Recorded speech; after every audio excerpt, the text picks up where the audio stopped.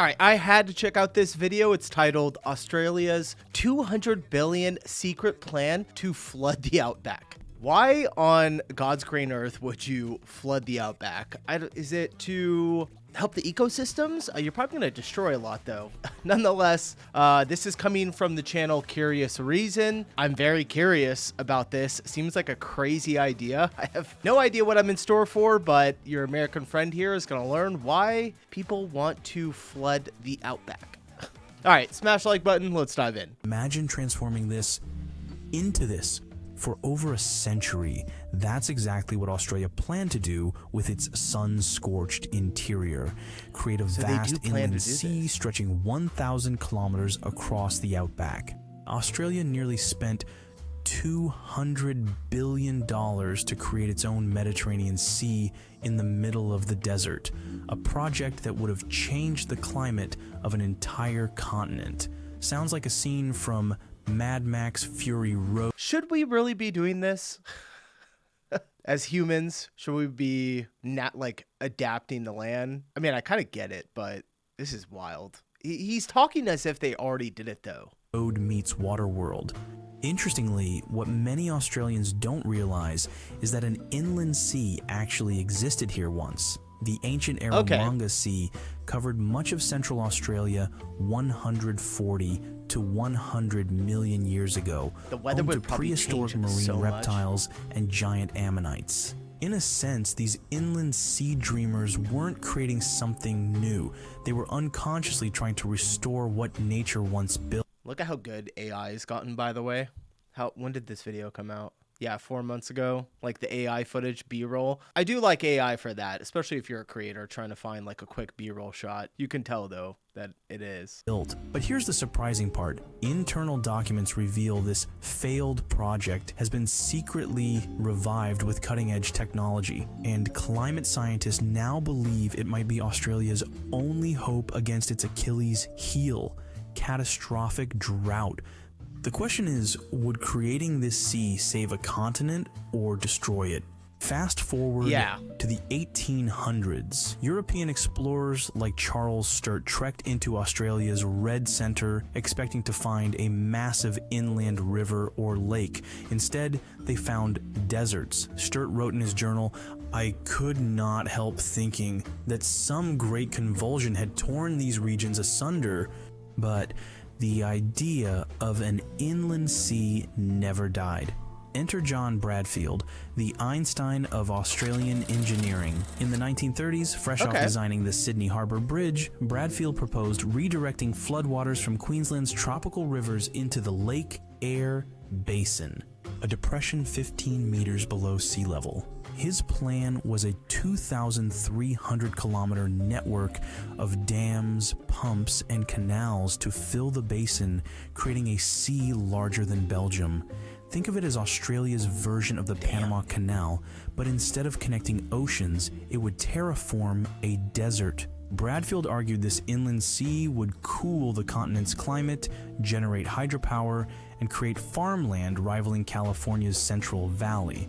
But here's the kicker, Lake Eyre already occasionally floods. Every decade or so, monsoonal rains from the north transform it into a temporary wetland. Bradfield's scheme aimed to make this permanent. Why the obsession with Lake Eyre in the first place?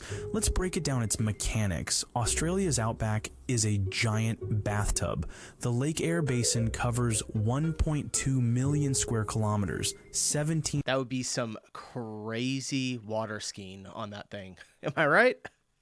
That would be a massive lake the size of Belgium. This is crazy. % of the continent. Its Where do you even get that much water? Katie Thonda Lake Eyre sits 50. Because it would have to be like a seawater lake, right? Like, how would you get that much fresh water to fill that much land? Unless it's just not that deep of a lake. What do you say? It was like 15 meters below sea level, some of this area? 15 meters below sea level.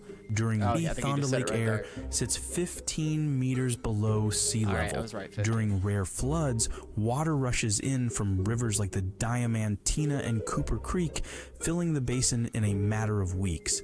But there's a catch. The basin is endorheic, meaning water flows in but doesn't flow out. In a wet year, Lake Eyre becomes a shimmering oasis. In dry years, a salt-crusted wasteland. To create a permanent sea, you'd need to overcome 3 hurdles. The first is water volume. Filling Lake Eyre requires 300 cubic kilometers of water, equivalent to 600 Sydney harbors. The second is evaporation. Jeez. The Outback's 40 degrees Celsius summers evaporate water 10 times faster than rainfall. And the third is salinity. Without an outlet, salt would accumulate, turning the sea into a dead sea down under on steroids. For perspective, the Caspian Sea, the world's largest inland sea, holds 78,000 cubic kilometers of water. Bradfield Sea would be 0.4% of that. Still, it's like trying to fill 12 billion Olympic pools in a desert. Bradfield's plan captivated Depression-era Australia. Politicians hailed it as a jobs bonanza. Farmers dreamed of irrigation, but by the 1940s the scheme stalled. But why?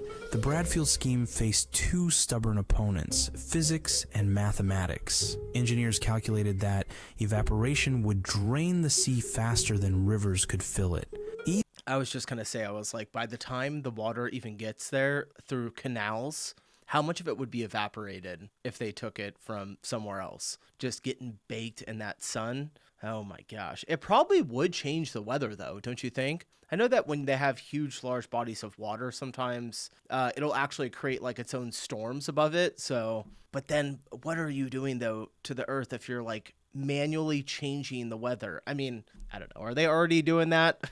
They might already be doing it. We don't even know. Even with Bradfield's canals, the basin would lose 3 meters of water annually, requiring perpetual refilling. The cost was estimated from $10 billion up to $200 billion. The project dwarfed the Sydney Harbour Bridge's budget. And finally, tampering with river systems threatened fragile ecosystems and indigenous communities reliant on them. Fast forward to the 1960s. The Soviet Union's Aral Sea disaster, a cautionary tale of diverting rivers for agriculture, showed the risks. The Aral Sea shrank by 90%, creating toxic dust storms. Australia took note. By the 1970s, the Bradfield scheme was shelved, but the dream lingered. In 2020, a new proposal emerged, the Australian Inland Sea Project 2.0, this time powered by renewable energy. The plan was to use solar-powered desalination plants on the coast to pump seawater 600 kilometers inland. They are so expensive, though, the desalination plants. We used to have a couple of them in California when I lived there, because we have huge droughts in California as well. And I used to always say, like, why don't they just build more desalination? Because the water from the rivers, especially the Colorado River, would sometimes not be as heavy. We would be in a drought in the state. And then I looked into how much desalination plants cost, and it was kind of crazy. Reporters argue flooding the basin with salt water avoids evaporation as salt reduces water loss. A sea could boost rainfall via lake effect weather patterns, and solar energy makes it sustainable. But critics fire back. The cost is $200 billion plus for pipelines alone. And the next problem... So, like $1 trillion. I feel every time they come out with these like massive projects, they'll put a price tag on it, 200 billion, and then it just quadruples or goes up astronomically to another number. Is salinity. A saltwater sea would sterilize the soil, rendering agriculture impossible. And finally, indigenous rights. The Lake Eyre Basin is part of the Arabana people's ancestral land. Climate change adds urgency. Australia's droughts are intensifying. The 2019 to 2020 Black Summer saw entire towns run dry, and a lot of people and animals suffered. Could an inland sea buffer against drought, or would it be a band-aid on a bullet wound? No one knows. Do you guys even believe in climate change? Because some of you flamed me even for mentioning climate change in the biggest dam in the world, the Three Gorges Dam video. Let me know. I don't even want to say anything about climate change because I feel like, and it shouldn't be like this, but this is like such a divisive topic when people talk about climate change. Like, I think I think finding the balance between what climate change is and global warming or global cooling, like, yes, the climate changes. It's always changing. It has for hundreds and thousands of years, millions of years. How much are we actually changing that, or specific countries, ones that do a lot of carbon emissions? Who really knows, Know your thoughts in the comments. If Australia built the inland sea I hate that tomorrow, people argue here's about it, what though. would It's like, happen. can we just Within talk the about first it? year, the basin would fill to 30% capacity, creating a shallow lake visible from space. By year 3, salinity would reach critical levels, turning the water turquoise. By year 5, microclimate changes would begin, with rainfall increasing by up to 15% within 100 kilometers. By year 10, coastal-like cities would develop around the shores, becoming Australia's newest real estate boom. By year 50, the ecosystem would either collapse due to hypersalinity or create a thriving new biosphere, unlike anything in modern Australia. One or the Here other. is what's interesting. Right. 5 million years ago, the Mediterranean Sea almost evaporated completely, and it was called the Messinian salinity crisis. Then the Atlantic burst through Gibraltar, refilling the basin in 2 years, and the result was a biodiversity explosion. Could Australia's inland sea trigger similar renewal? It's feasible. But as we've seen, the plan faces a complex web of challenges. The Mediterranean refilled naturally with seawater. Australia's scheme relies on artificial pumps, a fragile lifeline. But we have seen similar feats in Egypt's Tasha Lakes, which it was created artificially in the 1990s. Or Lake Kariba in Zambia and Zimbabwe. It's slightly smaller than the state of Delaware, and it is the biggest artificially created lake in the world.